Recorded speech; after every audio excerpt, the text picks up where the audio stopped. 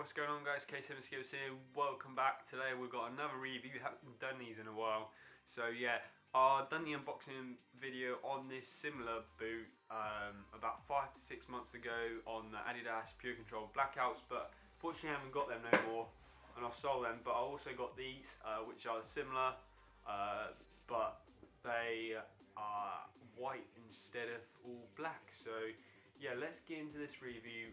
The boot is the same, obviously, from the same supplier, and I'm going to give you some honest bad points and some good points about this boot. So first of all, for a replica boot, the price on these are really good. You get the box. In some orders you also get a string bag, which is good. I only got one string bag so far, and that was in Adidas Messy Pure Agility.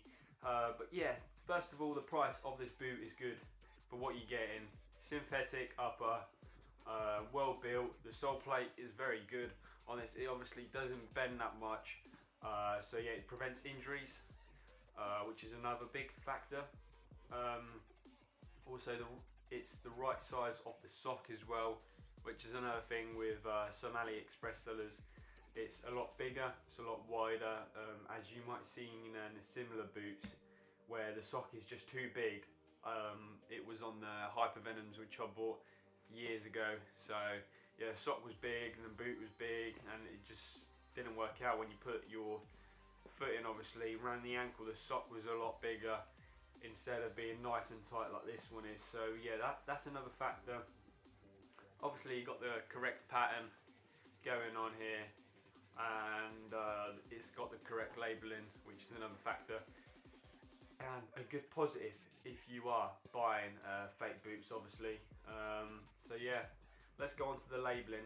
As I said, it's going to be hard to get this, but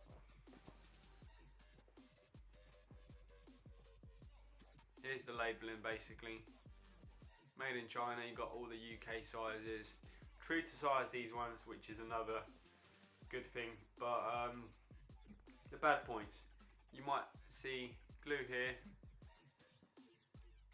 glue here. You can remove this obviously yourself. Glue here, glue here, and basically most glue you can see is just this part. What I've noticed when you play with these boots, obviously on grass, all the mud just covers it up and you can't even see it. So if you wear them out, it's a good thing. And going back to the labelling, obviously you've got the correct pattern here, you've got the Adidas logo, the same studs like on the real ones. You also got the sprint frame, as you can see. It's going to be hard to see, but yeah, in the reflection, the sprint frame, all the triangle patterns, and the comfiness of the boot is probably what you're all waiting for. It is actually well built for a replica boot. You can't see much in there, it's obviously black. But one of the most bad points of this is the sole. I do recommend actually having 2 pairs of these.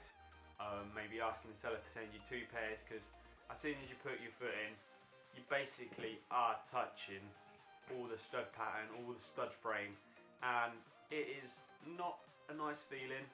I had to train once without insoles, and in my Adidas Pure Chaos, and my feet were hurting for days.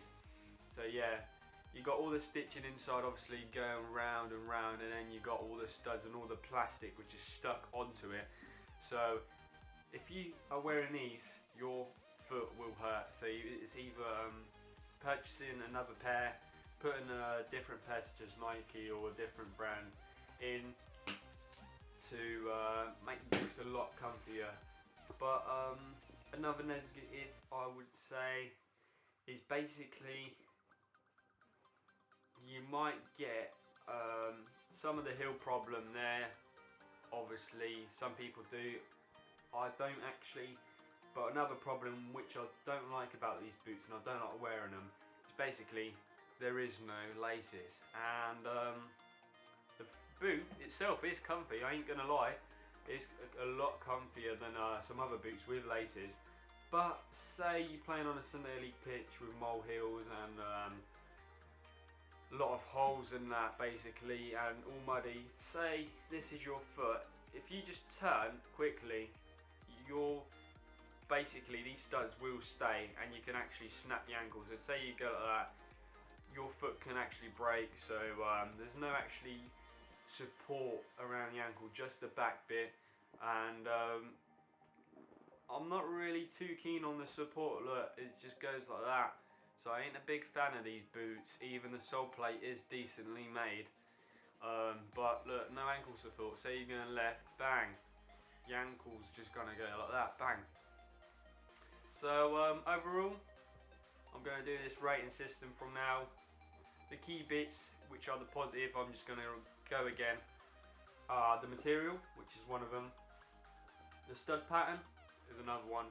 Comfiness, overall how the boot is made and what it comes with. So that's a 5 out of 10 already. Obviously your negative is the glue, so we're keeping it still at 5.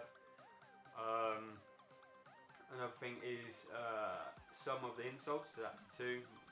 We can give this boot a maximum of 8. But yeah, some of the plastics bits are quite rough, so that's a 7. So yeah, I would give this boot 7 out of 10 overall. It is good. But yeah, hopefully you guys enjoy this review, and I'll catch you guys next time. Let me know what boots you want to review next, or I should. And yeah, catch you guys next time. Peace.